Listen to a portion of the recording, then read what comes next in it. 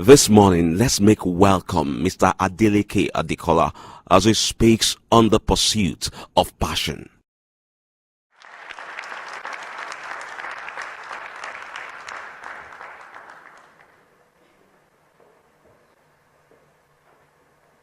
Good morning. Can everyone hear me?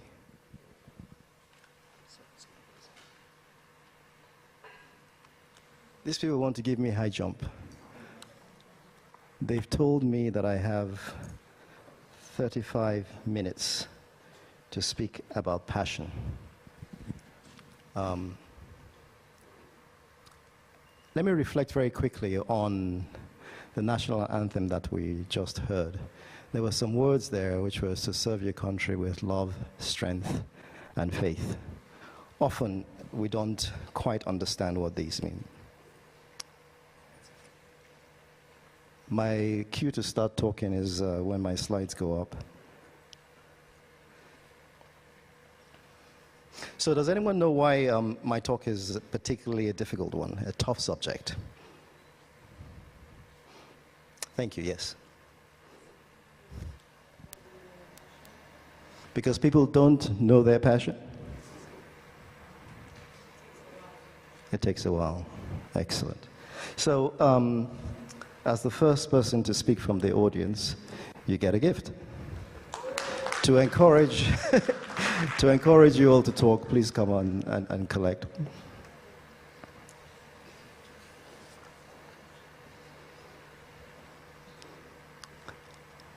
So, I'm going to be doing a number of things.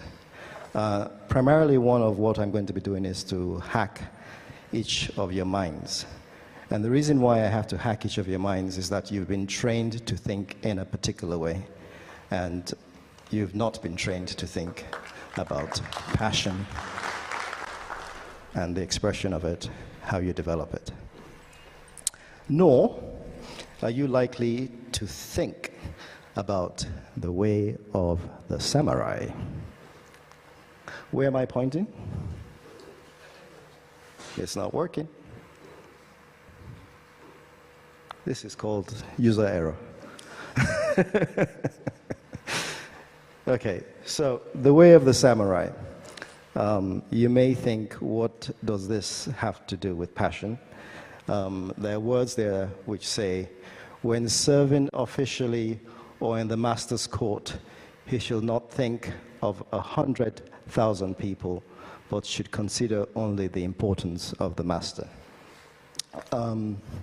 The samurai is a very interesting, well, the samurais were an interesting group of people because they were governed by a bunch of philosophies or what they refer to as the seven wisdoms. And that they were governed by something which is called morality, courage, benevolence, respect, honesty, honor, and loyalty. And then you may ask, what does this have to do with passion? And really, passion is about achieving your destiny, right? Each and every one of you here have a destiny. You're preordained to do something. You have to discover it. What the samurais, however, did is they built a system, a philosophy, where they could take destiny and transfer it from one generation to the next. In effect, they create something called predestiny. So they could predestine individuals to become samurais. It's a systemic code. What about us in these parts? And these parts, we're talking about people like us in Nigeria, where, you know, philosophy or user error. Where's the device? Controlling it? Okay. Gone too far.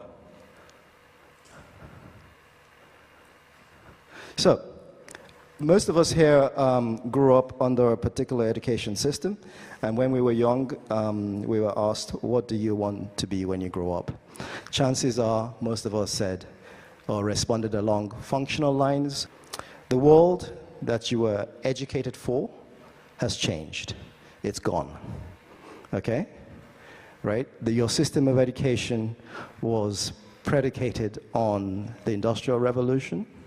And the Industrial Revolution, what was required were a series of clerks, a series of cogs in the wheels, and the fundamental philosophy was to make things cheaper, faster, and better. But as you know, automation came in, so the speed of the human to do a task has been automated. When my father was working, he had, I remember because I went to visit, he had a pool which is called a secretarial pool. He had a personal secretary, another secretary, and a secretarial pool. Now, all of us here do all those things ourselves via email on our computers. So the world has changed. Most of us are being educated for disciplines that are fast disappearing. This is risky, okay? Very risky. So you need to develop your own system of education as opposed to subscribe to an education system that you have been trained for. Do we have any mathematicians in the audience? What's the population of Nigeria? Roughly. Okay. What's the population of the world? 7 billion. Okay. Does anyone know how many people have ever lived? Wild guess. Well done, well done. You're just shy of it by 10 billion, but it's close enough. 10% margin of error is okay. So this is another particular reason why I've been given high jump to convey in 35 minutes what the humanity with the 110 billion people that is kicked out has failed to do significantly in a way that you understand viscerally. Okay, because if I asked you to think about all the passionate individuals in the world ever since humanity has been in existence, I doubt if you will come up with more than 20, 30. Okay, but here I am looking at a whole bunch of you, and I'm hoping at least that a percentage of you will listen to what I say, and not the words, but to listen in between what I say. And that's why I said I'm going to try and hack your minds, because it's how you process the information that's going to be impactful and not the words that I use. So, who are you? What is your gift? I think, when you were in primary school and whoever was the first person to ask you the question, what do you want to be when you grow up? They never asked you, who are you? Or you were not given a chance to figure out who you are. But the answer to the question, who you are, is where you're going to find the answer to what your passion is.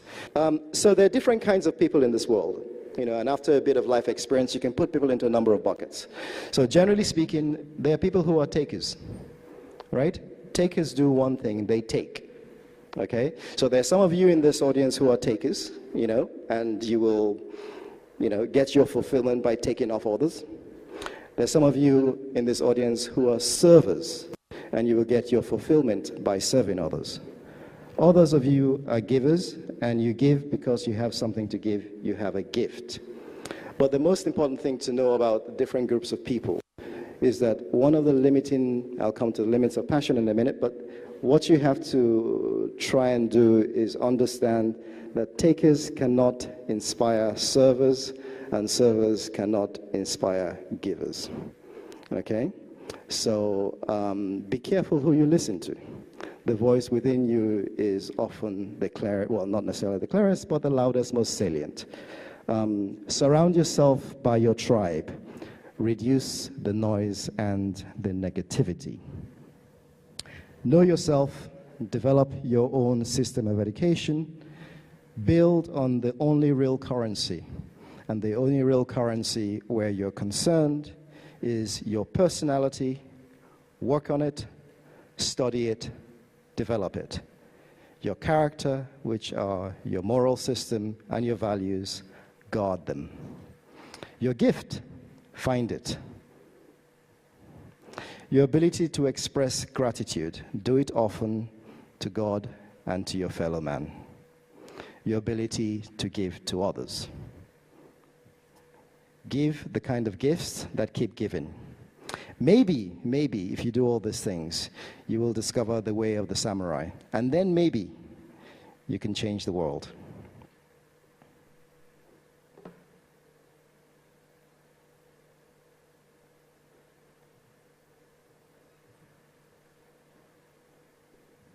So, this notion of, changing the world is a very, it's a very difficult one, because there are very few individuals that we can point to as people, as examples of people who have done it. But there's also an adage that says, if you want to drive change, be the change you want to see. If you want to change the world, learn to change yourself. If you can't change yourself, you can't change anything. Okay? And the power is within you, because who are you? I don't know if anyone here is as old as I am, but when I was young, there was this, kung fu film with this character called Sure Enough. And there's a very particular line, and it's like, who is the master? Sure enough. Does anyone remember? Yeah? Some old person in the audience. But who is the master? The answer to the question is really, you are the master. You are the master of your destiny. You are the master of your legacy. You are the master of everything that you will leave this planet with when you depart. However, where passion is concerned, you also have to understand that there are certain limiters, demotivators, obstacles. If you want, you can refer to them as passion killers. Does anyone know the person who wrote that book, In Pursuit? No, what was it called? Your Purpose, something? Rick Warren? Has anyone read it? Yes? He also wrote something called the seven Ways to Kill Your Passion. Research it, read it, learn from it. I'm going to go over a few of them.